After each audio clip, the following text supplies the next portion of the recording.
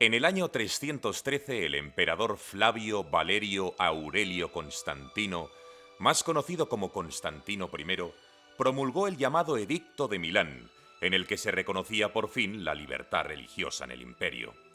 Anteriormente, en el 311, el emperador Galerio, que al igual que Diocleciano en su día fue un gran perseguidor del cristianismo, hubo de reconocer su fracaso emitiendo el llamado Edicto de Tolerancia de Nicomedia, que decía en referencia a los cristianos: ellos habrán de orar a su Dios por nuestra seguridad, por la de la República y por la propia, porque la República continúe intacta y para que ellos puedan vivir tranquilamente en sus hogares.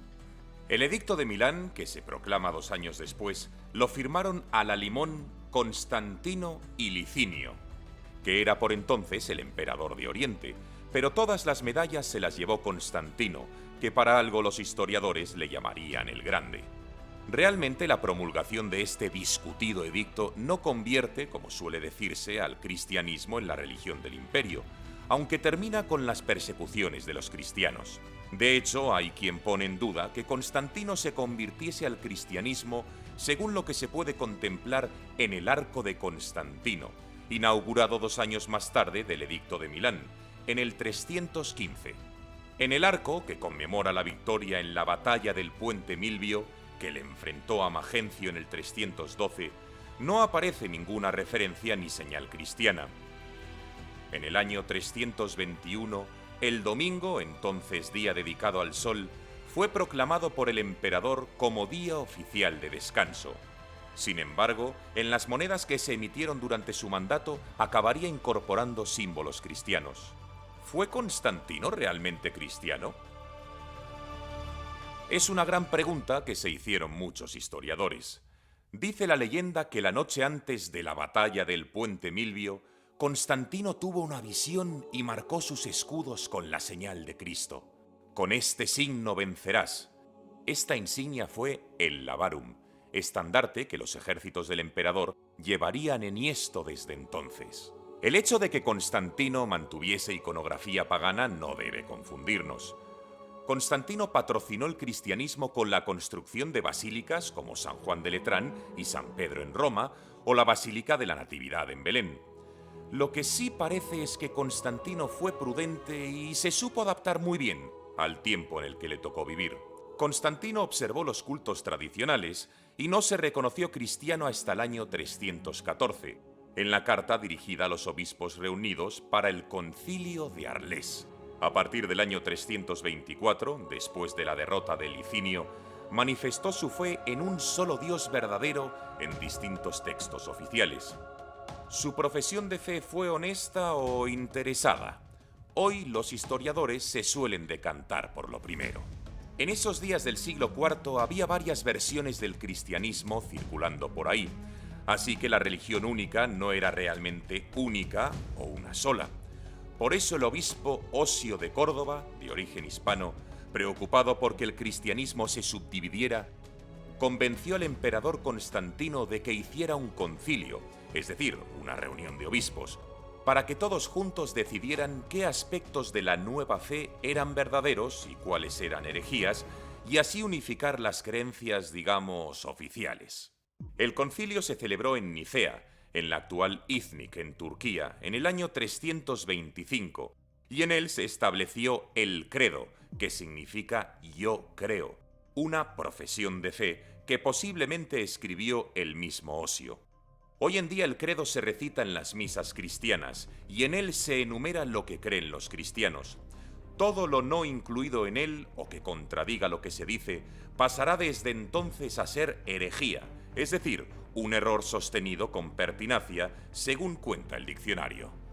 Entre estos errores, el más importante condenado en Nicea fue el arrianismo, doctrina popularizada por el sacerdote Arrio de Alejandría, que decía que el Hijo fue creado por el Padre, negándole al Hijo carácter divino. La mayoría de los obispos del concilio negaron que esa doctrina fuera ortodoxa, es decir, recta, y se expulsó a los arrianos de sus obispados. Incluso el emperador Constantino dictó: si se encuentra algún escrito sobre Arrio, podrá ser arrojado al fuego, por lo que no solo se borra la maldad de su enseñanza, sino que no quedará nada para recordarlo. La expulsión de los obispos arrianos trataba a la vez de cortar de raíz la fuente de la herejía contraria a la apuesta imperial por el credo niceno. De todas formas, pasado poco tiempo se perdonó a los arrianos, que volvieron a sus sedes y siguieron difundiendo sus doctrinas como si tal cosa. De hecho, Jerónimo de Estridón cuenta que Constantino se bautizó antes de morir en el arrianismo. Vaya por Dios. Le administró el santo sacramento Eusebio de Nicomedia, ferviente defensor de la doctrina de Arrio. El mismo Eusebio de Nicomedia que tiempo atrás había sido condenado al exilio por el mismo emperador, después del concilio de Nicea. Arriano o no, la historiografía considera a Constantino el primer emperador cristiano. Tradicionalmente se ha establecido así. Hasta el punto que la estatua ecuestre de Marco Aurelio, hecha en bronce, cuya réplica está en la Plaza Capitolina de Roma, ha sobrevivido hasta la actualidad sin ser fundida o destruida, porque antiguamente se pensaba que era una estatua del cristiano Constantino. Por otra parte, y a modo de anécdota, y si se nos permite la ironía, Constantino mandó asesinar a su sobrino, a uno de sus hijos y a su segunda esposa, acciones digamos que poco cristianas, aunque esto sea irrelevante. Arrio murió un año antes que el emperador, en el año 336 en Constantinopla, donde según las malas lenguas fue envenenado por los otros cristianos. Pero a pesar de todo, su doctrina prosperó y Constancio II, hijo y sucesor del emperador Constantino tras imponerse a sus dos hermanos, fue arriano, y no solo eso, sino que envió a Eusebio de Nicomedia, obispo arriano de Constantinopla, a evangelizar al pueblo bárbaro de los godos.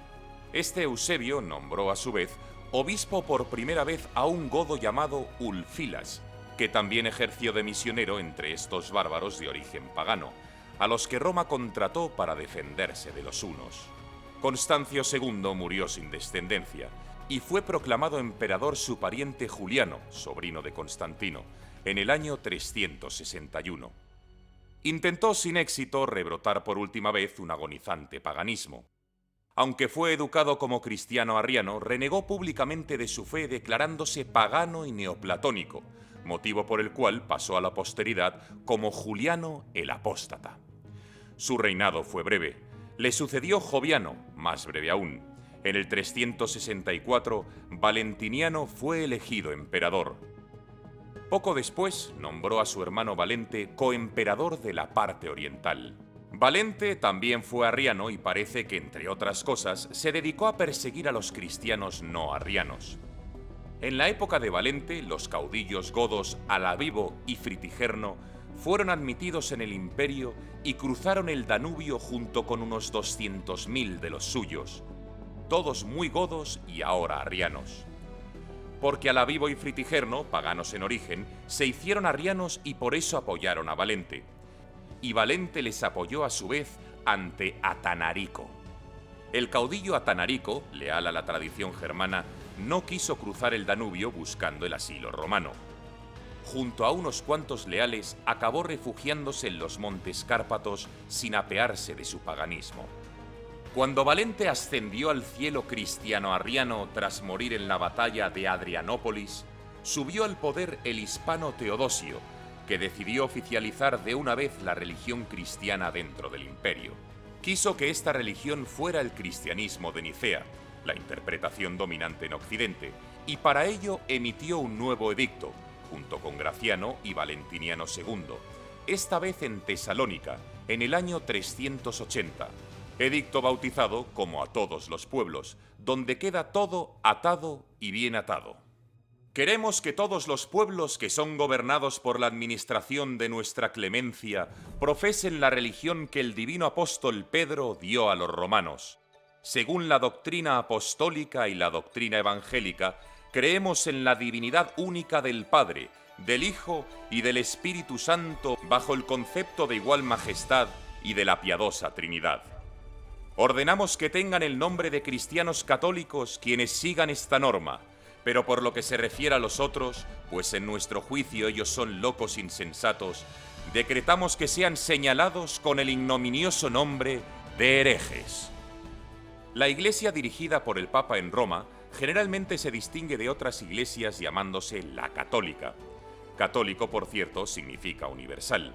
De hecho, muchas iglesias actuales, que no dependen del Papa de Roma, se consideran católicas, por lo que el término puede resultar confuso si no atendemos al contexto. Volviendo a Roma, Flavio Teodosio, natural de Cauca, posiblemente la actual Coca en Segovia, había tratado de unificar la religión del imperio en un solo dogma, condenando el arrianismo y otras sectas emergentes en el Segundo Concilio Ecuménico tras Nicea, el Concilio de Constantinopla del 381, donde se formula la versión definitiva del tema de la Santísima Trinidad, afirmándose: el Espíritu Santo, al igual que el Padre y el Hijo, tienen condición divina. Ya de paso que estaban fijando la religión, el Papa Dámaso, que era por cierto de Galaecia, decidió una lista definitiva de libros reconocidos que formarían parte de la Biblia, lo que se conoce como el canon bíblico, organizándose de esta manera, por Osio I y por Teodosio y San Dámaso después, todos hispanos. La religión católica tal y como la conocemos. Teodosio ordenó ya puestos perseguir el paganismo. Durante su mandato se clausuraron templos paganos, la Orden de las Vírgenes Vestales apagándose el fuego eterno del Templo de Vesta, el Oráculo de Delfos, los Juegos Olímpicos, hasta 1896 no volverían a celebrarse, y por supuesto cualquier iglesia arriana. ¿Terminó esto con el arrianismo? Pues más bien no, porque como los godos eran arrianos, ambas versiones del cristianismo siguieron conviviendo en lo que antes había sido el Imperio Romano, tolerándose mutuamente, hasta que el nuevo rey arriano, el hispanogodo Recaredo, se convirtió junto con los demás visigodos al catolicismo en el año 589, 200 y pico años después del Edicto de Tesalónica. Firmó el acta del Tercer Concilio de Toledo como Flavio Recaredo. ¿Unificó esto por fin a la religión católica? Pues tampoco, pero eso ya es otra historia.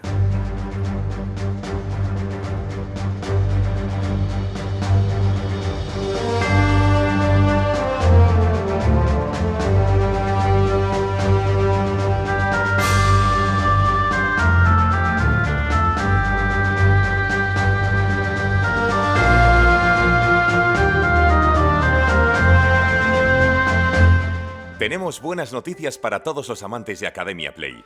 Hemos desarrollado una app que ya puedes descargarte en tu móvil o en tu tablet.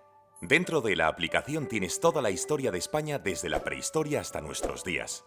La aplicación cuenta con 47 unidades didácticas, cada una de ellas con un vídeo, un podcast y un texto. Es decir, 47 vídeos, 47 podcasts y 47 textos.